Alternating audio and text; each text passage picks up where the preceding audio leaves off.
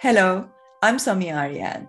I'm a tech philosopher, author, filmmaker, and the founder of inpeak. On this podcast, I speak to some of the most brilliant minds of our time to help us navigate emerging technologies leading to a socioeconomic singularity. Our guest on today's podcast is Steven McClurg, co-founder of Valkyrie investment. We discussed the role of VCs in the blockchain space, the institutional adoption of crypto, and whether decentralization should become a value that we adopt in society, and whether DAOs could disrupt the VC model. Steven has some great perspectives on these topics, which I think you will also enjoy hearing.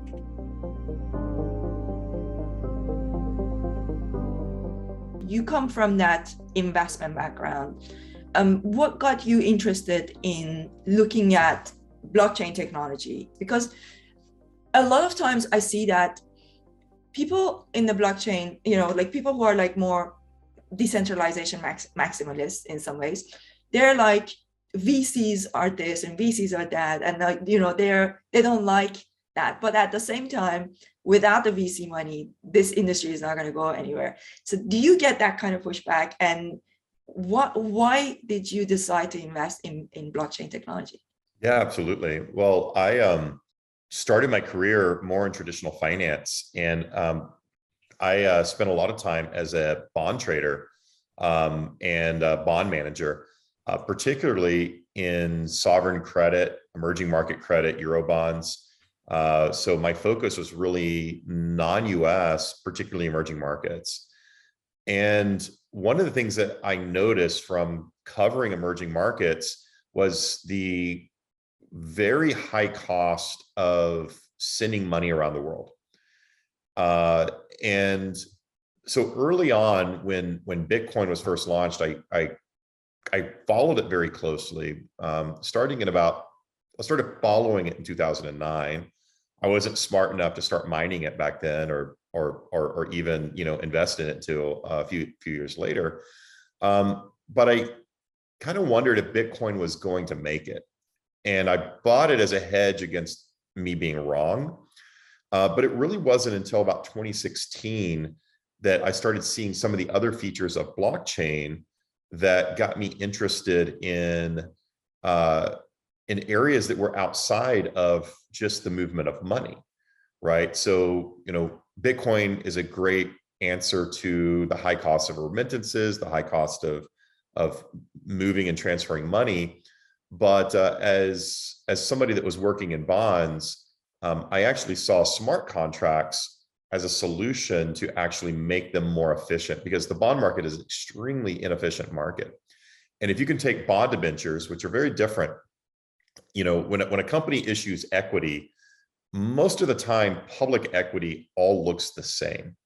There might be different features in the way that it's structured from a corporate governance standpoint, but for the most part, equity is equity, and it's really easy to analyze. When companies issue bonds, each bond debenture is very different, even from the very bonds that are issued by the same companies. And those differences in structure is really what creates some of the inefficiency and illiquidity of the bond market. But if you can programatize bond debentures on a smart contract, then you can essentially make it more efficient. So that's why I left the bond industry back in 2016 and really started pursuing blockchain. And after a couple of years of pursuing blockchain on the technical side of things and all the things that I just described, I kind of came back around to, well, Bitcoin is real money. Bitcoin is hard money. It's a hard asset. And it's probably the most perfect money that we have at the moment. So look, I wouldn't necessarily call myself a Bitcoin maximalist. I'm certainly a Bitcoiner, and I'm very pro Bitcoin, and I believe that it is the answer to a lot of problems as far as monetary systems go. But at the same time, I also believe in the transformative technology of blockchain as it relates to a lot of other things. So that's how I got out of traditional finance and got into it. And now I've kind of circled back around to Yeah, Bitcoin is money. Mm. And a lot of these other blockchain technologies are certainly innovative. That's fascinating. So, when Charles Babbage conceptualized the first computer, he was thinking of it as a solution to solving math problems and logarithmic problems. And it was only his protege, Ada Lovelace, who looked at that and said, actually, this can be used for so many other things. So that's how I compare Bitcoin with, let's say, Ethereum or these other blockchain technologies, that essentially they looked at what Bitcoin was doing for money, and they said, how can we use a similar kind of technology to decentralize everything? I recently gave a TED Talk, and I said in the TED Talk that essentially the way I see it, decentralization is the next generation of democracy. I'd love to know whether you agree with that. And do you think that decentralization should become a value? Yeah, look, I think there are a lot of good use cases for decentralization, but not everything should be decentralized. And I think that's one of the problems that we have run into in the industry in the last 5 years, is all of these projects that are focused on decentralization of everything. And there's some things that don't need to be decentralized. There's some things that shouldn't be decentralized, and there's some things that are more efficient the way that they are. If you look at Bitcoin itself, its decentralized nature and its hard-coded monetary supply is actually what makes it great. So you don't have the pressure of a centralized group of economists that aren't great market participants, like several central bankers that are just printing more money and making those decisions really in a vacuum that have an effect on all of us. I mean, look at where the world right now, not just the US, is experiencing high levels of inflation. And it's come upon us suddenly by centralized decisions, as opposed to hard capping monetary supply and decentralizing the validation of the transfer of that money. Anytime you centralize money, like what we currently experience in the US and other countries, there's an opportunity for the centralized participants to take an outsized chunk of the transfer or the custody of that money. And Bitcoin simply doesn't allow that. Now, there have been centralized services that have popped up that makes it easier for people to use, right? So for instance, it's very difficult for the average person just to go buy their own Bitcoin or mine their own Bitcoin and hold it in a wallet and create their own hardware wallet and move it around. So some of these services have made it easier. I mean, I even see Lightning as sort of a centralized process on top of Bitcoin to help with the transference of money, or a lot of wallet solutions or OTC solutions, even the exchanges like Coinbase and Gemini. These are centralized exchanges, but they help facilitate people into the network. And then going beyond in some of the other areas, I mean, there's been a lot of decentralized projects that have failed because of some of the reasons I said before. Not everything needs to be centralized. But at the same time, there are a lot of areas that need to be centralized. And I like to use the word open source a little bit more than centralization, because if you open source the code and you allow constant improvements and transparency to the code, it's even though it's decentralized, it is more effective. Yeah, absolutely. I actually have a video on YouTube about open source and explaining what it is and why it's important. And that's such a good point. I really like that. So one of the biggest problems that we need to solve here is defining tokens, because we've got this big issue of tokens being security, not being security, and for people wanting to invest in these and like buy these tokens, whether they're fungible or non-fungible. Are you doing any type of work with governments on trying to understand how to create regulations around tokens? Because I think that tokens are something new under the sun. They're a completely new phenomenon, and none of the regulations that we have actually apply to them. From where you stand, how do you see this conversation evolving. Is there an acknowledgement that we don't understand tokens? Yeah, I think some governments do, some governments don't. And I think we are often failing is there are regulations in a lot of countries, and I'll use the US because that's where I'm mostly focused. There are rules around securities. There are rules around things that aren't securities. There's definitions of what is a security, what isn't a security. And then a lot of people will kind of make statements like, well, there are no rules. We don't understand the rules. Well, there needs to be probably a few more definitions in order for mass adoption. But for the most part, a lot of rules are in place. And, we as many others in the industry are trying to stay within that structure and within that rule set. Again, further definition is needed. I know, Warren Davidson, who's a U.S. representative, is looking to pass a token taxonomy act. That way, there's better definitions around tokens themselves, and I think that's a really good thing.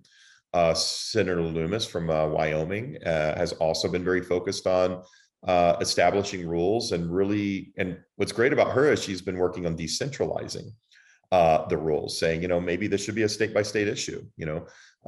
States like Wyoming and Tennessee have passed rules around DAOs and how they operate, and specific rules around blockchain. I've worked very closely with Jason Powell, who's a Democratic state representative in Tennessee, who has been a leader in a lot of the Tennessee legislation, and pushed through unanimously its DAO Act only a couple of weeks ago.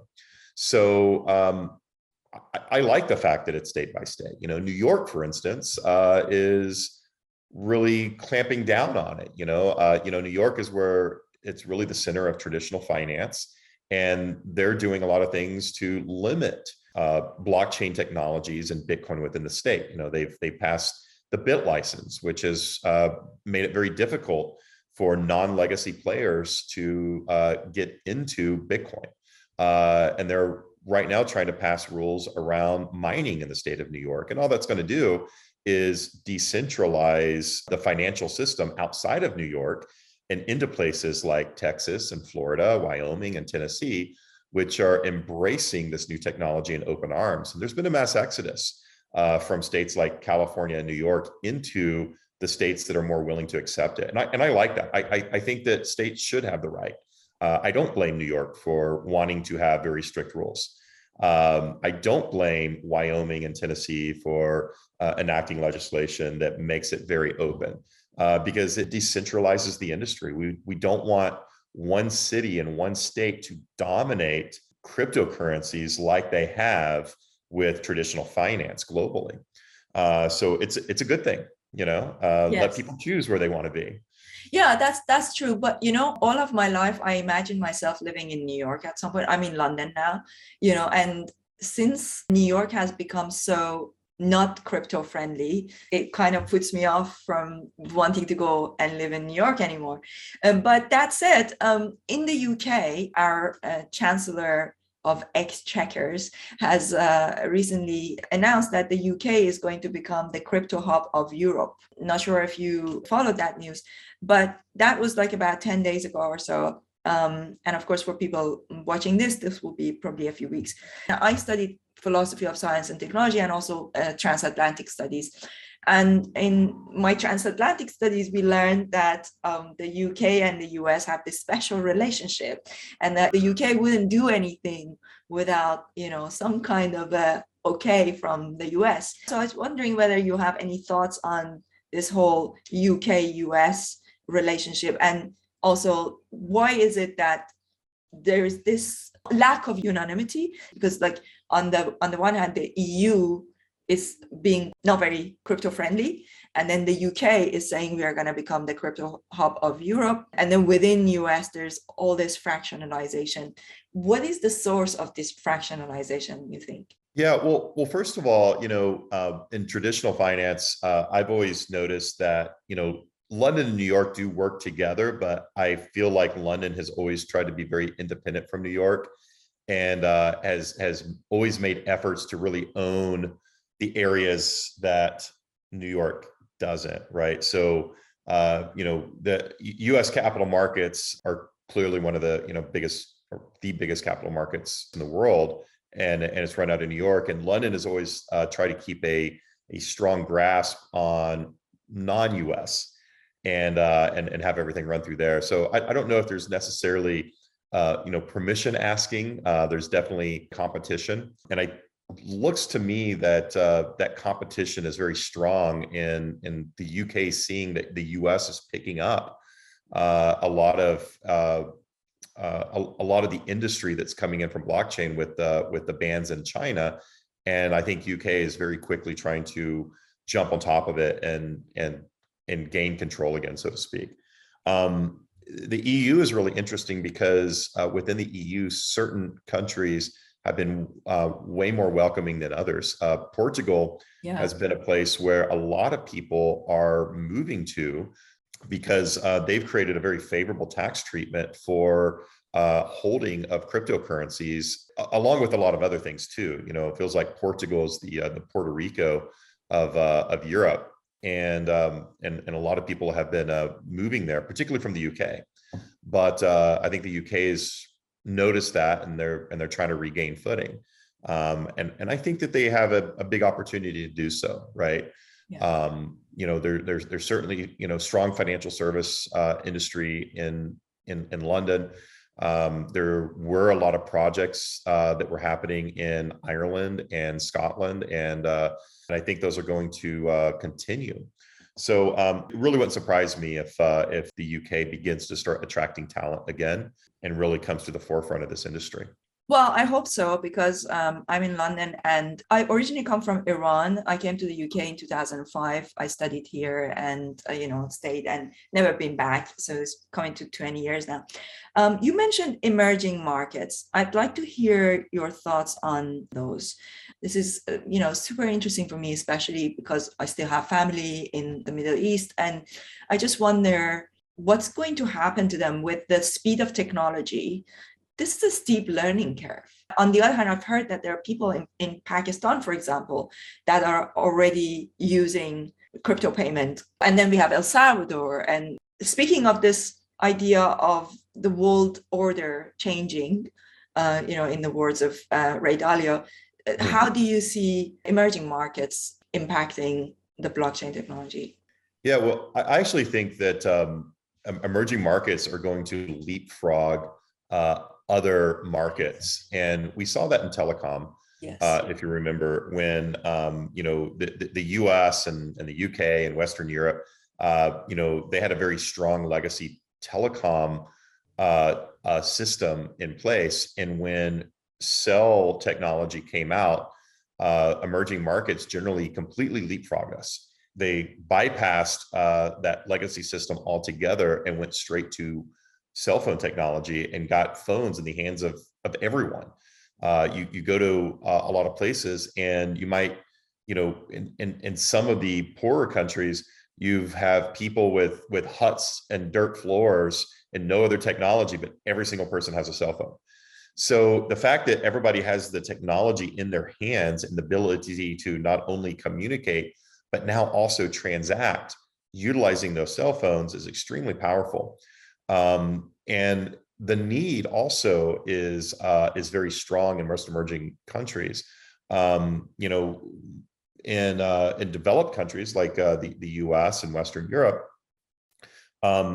most people are banked. We have bank accounts, and we rely on the banking system.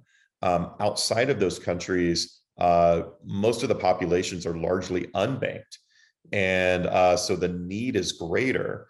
And to move directly into blockchain technology in order to transact in currencies that are inflation proof is extremely important too, right? So we already having, the stories, even today, there was an announcement that a country in Central Africa has just adopted Bitcoin as its national currency. El Salvador has already done it. Panama's close. These are tiny countries and people think it doesn't matter, but it does matter. Because in the case of El Salvador, they were largely using the US dollar. And anytime that the Fed would print more money, it was essentially a tax on not only people in the US that are using the dollar, but anybody around the world who's using the dollar, because they debase the currency. So in El Salvador, your tax rate to the US government is in the form of inflation. And now they've moved to a currency that is anti-inflationary. It's only ever less than 21 million Bitcoin. So I believe more and more countries are going to be able to adopt, number one, Bitcoin or other currencies as a official currency of the country. But number two, utilize the technology for transfers. Another good example is remittances. You know, if you look at the way that global payments are set up at the moment, you know, and I noticed this in the Middle East mostly, particularly in places like Dubai and Abu Dhabi, where you have a lot of people, the majority of the people that come over there to work are from places like India and the Philippines. And they get paid in the local currency in the UAE, but then they have to trade it for either Great British pounds or US dollars before they trade it back to their own local currency to send it back to their family. So not only are you paying a transaction fee the first time around, you're paying it twice, and that's highly inefficient. So I believe that countries like the UAE that have a lot of foreign workers, and then countries that provide a lot of foreign workers like India and Philippines are going to very quickly move to blockchain technologies to make those payments more efficient. Yeah, absolutely. Absolutely. So one other thing that I wanted to ask you about is DAOs, investment DAOs. I had somebody on our platform, I don't know if you might know her, Angela Dalton. She advises. So I know her very well. Oh, I really love her. She's amazing. I think she's great. So we really, we are always making effort to bring in, more amazing women like that onto the platform as well.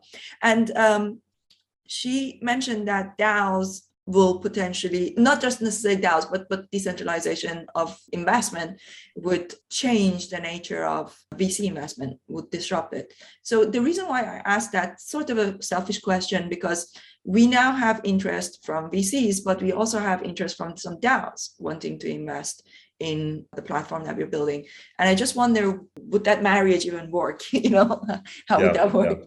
Yeah. First of all, Angie is a very close friend of mine, and we're actually former colleagues. We worked together at the same TradFi firm, and we were the two crazy people that were preaching blockchain when everybody else thought that we were completely mad. And we've of course done a lot of projects together in the last few years. I agree with Angie that that there is a lot of opportunity to make investment decisions through DAOs. I have once, a lot of it's very theoretical at the moment, by the way. But recently we actually dealt with a decentralized organization on a money management mandate. So we actually began managing the treasury for the NIM communities and the symbol communities. And the way that we came about as their treasury manager was that it was through a vote from the community itself that voted us in. So it was a really interesting process. And it took several months to do it, and a lot of community engagement. It was a lot of fun. But what's great about that is, we were voted in as the treasury manager by the community. We continue to engage with the community, and the community has been absolutely great in supporting us. And it's kind of hard to describe, but it's sort of like, in traditional finance, you might manage money for a pension fund, right? And oftentimes the decisions are made at the very top. There's an investment committee and a CIO of a pension fund. But imagine that in order to get a mandate to manage a pension's money, you didn't sit in front of a 5-person committee. You actually had to go out and get votes from every single pensioner. Okay. that's a complete game changer. It creates a relationship, a more direct relationship between you and the in-person that's affected by how you're managing money, right? And we always, and the traditional finance firm that I was involved in, there was a woman who she would always say this. Her name was Ann Walsh, and she would always say that when we manage money for a pension fund, we don't think about the investment committee that hired us. We think about all the pensioners, the people that are actually working hard for that money, that rely on that money to survive when they retire. We think about them, and they're the ones that matter to us, and they're the ones that are important to us. So imagine a DAO where if every one of them voted for you, you now have that relationship for them, and you're impacting them at the very core level of what you're doing. Same thing with insurance, right? You manage a life insurance account. Oftentimes you're like, oh yeah, I'm managing money for this big insurance company. But really what you're doing is every one of their clients is relying on you to make good decisions in order for them to get their life insurance paid out to their family if something were to happen to them. So that's who you should be caring about. And again, to have them to be the people that vote you in, and that you've got to maintain that relationship and you've got to maintain that community, it's a complete game changer in traditional finance. And I think eventually it could go that direction. It'll be a while, but it's extremely important. I think it's so fascinating because money is so faceless. Like when you put your money in the bank, you don't know what they do with it, who is managing it, and if you are investing, there's no connection between the people who are managing your money and you. Whereas this could be so fascinating. Like I can see now, for example, with the members on our platform, they come to the Discord group, and we actually have on a daily basis, we have interaction, and they ask questions and we answer them. You wouldn't have that in the past. If you had an educational platform, people would go and watch the content or join the live sessions or whatever, but there wouldn't be anything else. So DAOs are fascinating. Now, my question is, like, let's say, for example, a startup like us, trying to now raise funds. So we've raised about $1 million so far, closing our seed funds, and then going into the next round. Now I'm in this place thinking about, should we tokenize? I'm guessing that, being in the investment space, you probably come across other startups that are at this kind of juncture, in some ways, and thinking about, should we tokenize? And when is a good time to tokenize? If you were a company to begin with and you didn't tokenize, at what point do you tokenize? Or can you combine tokenization and traditional investment? Yeah, I think it's tough. I think it's something that a lot of people have considered and looked into, and there's a lot of promise. Kind of like how, the old crowdfunding companies that came out after the Jobs Act in the US. In the US, it didn't work that great. In the UK, it worked really well. And tokenization is, in my opinion, it's really meant to democratize the investments into a company to a greater number of people and allow more people to do it. The reality is if the tokenization means a security, in the US, there just isn't a great marketplace right now for private equity, the tokenization of private equity. A lot of people have tried it, funds, companies, and it just hasn't turned out that great. At the end of the day, and unfortunately, it's still, larger entities that you have to go to raise capital from. And you just don't get the size of capital that you need from communities that are writing smaller checks through tokens. Yeah. Now, if it's not a security and there's some functionality to the token, that's a different story. But a lot of times, even then, there hasn't been much functionality to the tokens. Very few have proven that they have the ability to transcend that. Yeah, I mean, look at the ape token, right? Like it sometimes feels like when you read their explanation of what the token is, it's like come on, guys, you literally just put this list to make it look like there's some kind of utility. It's a dump, right? Like all these people that, they airdrop apes to all these people, and then they dumped it on the market, and with no utility whatsoever. I mean, it's kind of a scam. It's supposed to be something that you would use in their metaverse or whatever, So, okay, so no, that's really helpful. And I think a lot of people listening to this, so we have a combination of our listeners, are a combination of people who are working already in traditional, I said this before, actually, in today's session. I'm trying not to use the term traditional finance anymore, because I once had a gentleman from a bank on my podcast, and I kept saying traditional banks, traditional organizations. And I think that I upset him, because he was like, or traditional markets, as you would call them. And I was like, okay, from now on, I'm going to call it legacy. So, so we have quite a lot of people who listen to, this podcast that are from legacy banking and legacy institutions.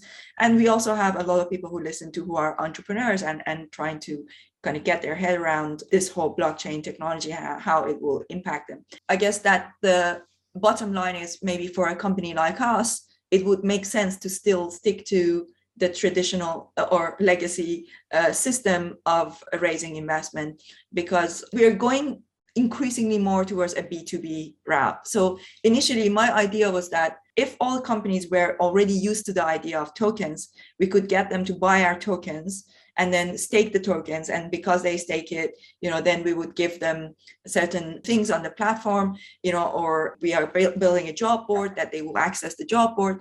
But the truth is that most companies are not yet at a place that they even have a crypto wallet, right? Like they're not there yet. So it doesn't really make sense. So then what you do is you make your customer acquisition more complicated, and exactly. You make their life harder, and you want to make it as easy as possible. Because I get this question quite a lot, that people say, so what do you do? I'm like, we are a Web3 education platform. We are focusing mostly on bringing more companies into this space, more like a B2B play, but we also have a B2C side. The reason for the B2C side is that we are building our talent pool so that companies can hire from, because they're going to need to find new people who understand NFTs, who understand marketing in Web3, all that stuff. So then people say that, how can you be a Web3 education platform and not be a Web3 company? So, like, this is a criticism that I get. And I guess this is how I can explain it, because you're going to make it harder for those people to be onboarded. That's why we now have our NFTs being released. This is like our touch on, the Web3 side. This is our kind of non-fungible token, so that we still give back something to the community, and we say, like, this is what we're doing. But I don't think necessarily, so like, when to go Web3, right? So if you have any previous examples of companies that you're working with that maybe are in that position. Yeah, I agree. And I mean, look, Valkyrie does a lot in, across the board, and we don't have a token. We don't need a token. That's not what we do. A protocol layer has a token. That's what they do. They're a protocol. So I think unless you're a protocol, there's no reason why you should have it. I don't think Mazari has a token. They provide a lot of education, right? So yeah, I think if you are a protocol and things are being built on top of your platform, and you're utilizing that token to charge for fees for activities that happen on top of your protocol, great. Outside of that, I don't think you need a token. Yeah, that's such a good answer. Nobody has ever mentioned that to me like that. I'm going to steal that and make sure that I credit you. That's fantastic. Okay, so bringing it towards the end of the conversation, it's been my observation that because of the crypto ecosystem, a lot of people have taken an interest in financial literacy that they didn't before. A lot of day-to-day people that are coming into the space that are learning about investment, and they're even seeing themselves being in a position that they could start becoming angel investors. So we've got a lot of members on our platform that have got some money sitting around. and they may not be accredited investors, but they have some money and they think that could crypto be a way for me to start becoming an investor? Do you have any suggestion, thoughts for people thinking about how do I start my journey as an investor using crypto? Yeah, that's a tough one because, everybody, has different risk tolerances and different and a different set of knowledge base. If you really want to get in and do something that's safe and proven with some upside, just buy Bitcoin. Yeah. First of all, just buy Bitcoin. And then you can start exploring other things. Do you want to start investing in companies? Great. Do you want to start investing in other things? Great. But learn Bitcoin first. Amazing. So you say Bitcoin, would you also say any other coins or like Ethereum or anything like that, or just Bitcoin? Just start with Bitcoin, learn Bitcoin, and then move on from there. Yes. Ethereum is something that I think it's a bit old technology. Yeah, it's being utilized a lot today, but it's slow. Its fees are high. It's sort of like the BlackBerry when the iPhone came out. I don't know if that's something that I would necessarily utilize as far as a protocol goes. Like I said, Bitcoin is something that it's money. Yes. It's proven itself as money. It's secure. It's the speed is the speed. It's no slower, no faster than it will ever be.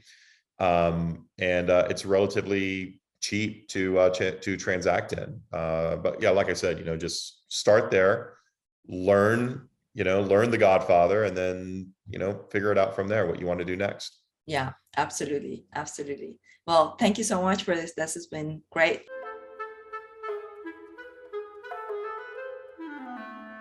I hope you enjoyed this conversation with Steven McClurg. Be sure to follow him on Twitter and check out his other fantastic interviews. If you enjoyed this podcast, be sure to subscribe to it on Apple, Spotify, or any other one of your favorite podcast channels. And don't forget to give it a 5-star rating and write a review. The full reviews are also available on my YouTube channel.